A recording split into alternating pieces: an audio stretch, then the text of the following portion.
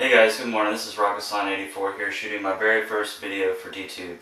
Now if you've been following along with my blog, I've walked you through all the steps to use the Brinsea Ocatgon Advance.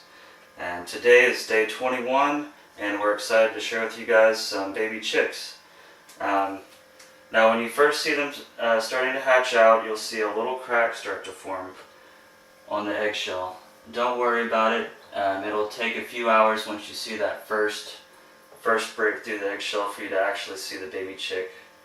And once the baby chick is out, you want to let it dry. Make sure it's good and dry and fluffy before you take it out of the incubator, or else it risks getting too cold. As they start to hatch, you can remove the eggshells just to give them a little bit more room, but make sure you put the lid back on right afterwards. Whenever you're ready to transport them into the brooder, you just get a little box like this here, and make sure you have it set up right next to the incubator, because these guys will jump if you don't have a good hand on them. So just gently remove the top. You want to pick out the fluffiest ones. These guys are just about ready to go here. And you want to be careful because these guys will try to jump out if you let them. I like to leave one in, especially if they're still a little bit wet, because when they cry and move around, they will encourage the other ones to hatch out. So that's pretty much it. We'll just cover this guy back up. Make sure you're really careful with the edges not to pinch them. And just set it back up. Now, it can take up to 23 days for the eggs to hatch, so if you don't see anything at first, don't freak out. Just keep an eye on it, and if you don't see anything by 24 days, you may want to candle it and see if you see any movement. If not, then you may want to go ahead and get rid of that egg. Anyway, I'm going to set up in the next room, and I'll show you how to transfer them into the brooder and how I've got mine set up.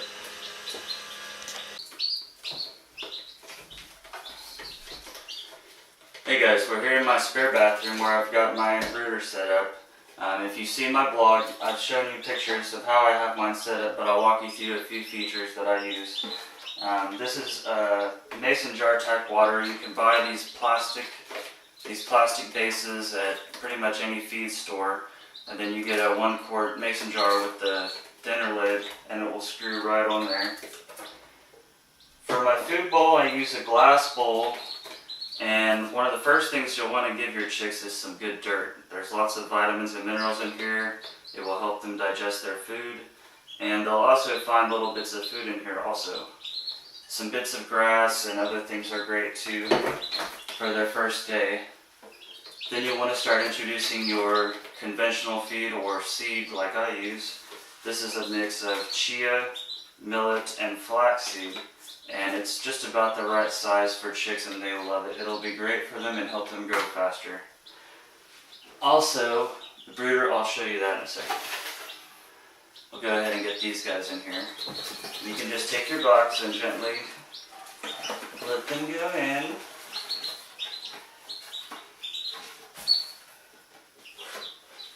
Alrighty, now we've got 4 in here. Also, another thing of note is you want to have some kind of thermometer in here. This is meant for like a cigar case or something similar, but it's nice and small, and you can put it inside of a Ziploc bag, which will keep all the dirt and chicky poop off of it. Alright, so we're pretty much good. Oh, one more thing. You want to show these guys where the water is at. So you'll just gently dip their little beak in the water and spill a little bit. But anyway, then they will know where the water is and show all their little friends where it's at.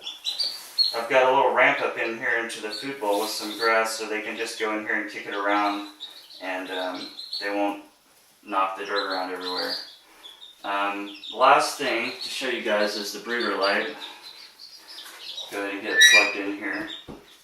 You're going to want something that can get the heat up to 95 degrees for the first week.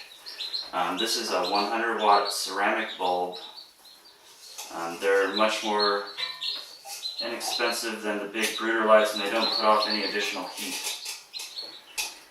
So once you get it plugged in, you'll want to monitor the temperature on your thermometer and get it to 95.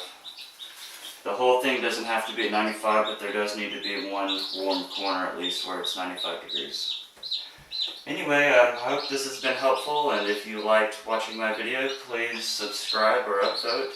And I look forward to bringing you more good homesteading, bushcraft, and how-to information.